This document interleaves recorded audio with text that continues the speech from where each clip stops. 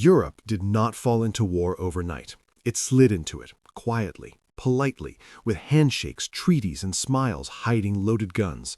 In the summer of 1914, Europe looked calm. Cafes were full, trains ran on time, kings smiled for photographs. But beneath the cobblestone streets, the continent was rotting with tension. This is the story of how peace became a lie, and how the world walked, eyes open, into the bloodiest war humanity had ever seen.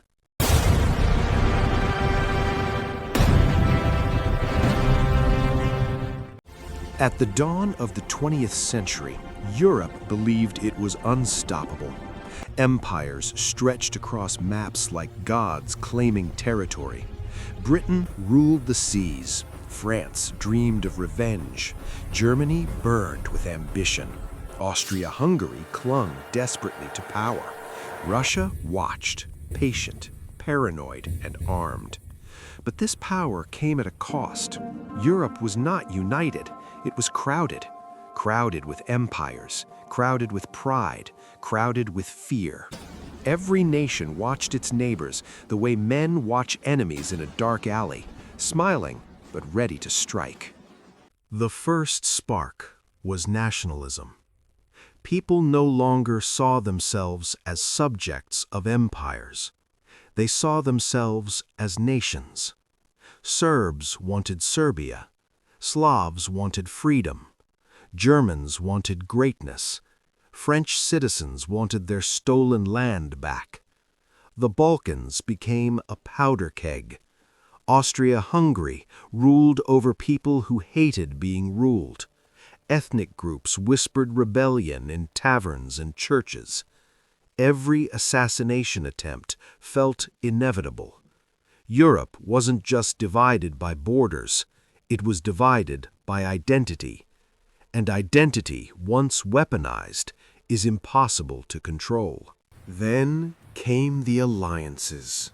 What began as protection became a trap. Germany stood beside Austria-Hungary. France aligned with Russia. Britain promised to defend Belgium. On paper, alliances were meant to prevent war. In reality, they guaranteed one thing. If war began anywhere, everyone would be dragged in. Like dominoes lined too close together, Europe had prepared not for peace, but for inevitable collapse. Europe didn't just expect war, it trained for it. Armies grew larger every year.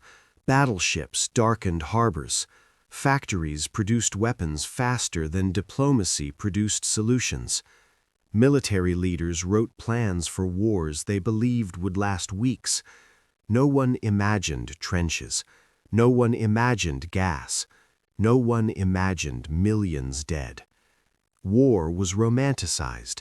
Marching soldiers, waving flags, heroic sacrifice. No one asked the most important question: what if the war doesn't end quickly? Empires competed like predators. Africa, Asia, the Middle East. Every piece of land mattered. Every colony meant power. Every loss meant humiliation. Germany arrived late to empire building and burned with resentment.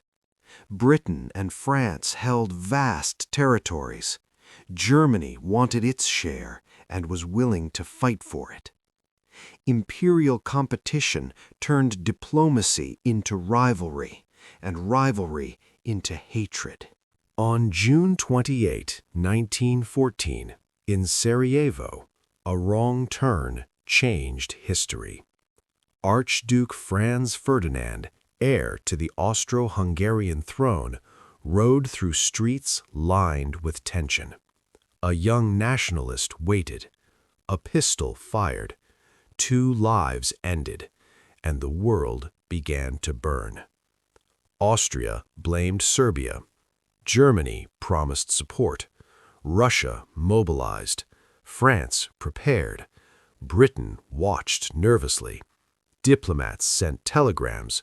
Generals prepared armies. The clock was ticking. In July 1914, Europe stood at a crossroads. There were chances to stop, moments to breathe, seconds to reconsider, but pride spoke louder than reason. Mobilization began. Declarations followed.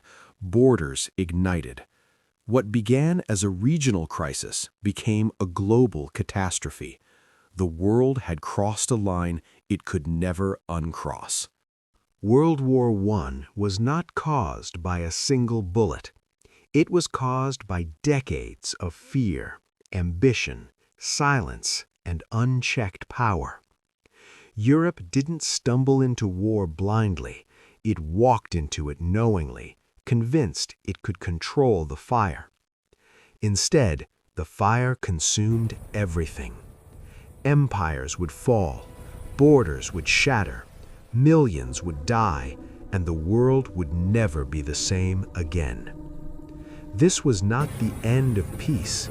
This was the beginning of modern war.